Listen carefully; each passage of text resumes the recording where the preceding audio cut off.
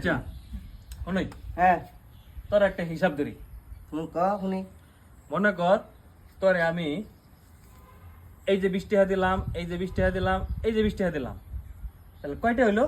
70 টাকা। হট, বাড়া, তোর 3 বার 20 টাকা দিলাম না তো 70 টাকা কেমনে? আচ্ছা খারাপ আবার এই যে একবার 20 টাকা দিলাম, এই যে আবার 20 টাকা দিলাম, এই যে আবার 20 টাকা দিলাম, কয়টা হইলো? 70 টাকা। ধ্যাৎ, গাধা।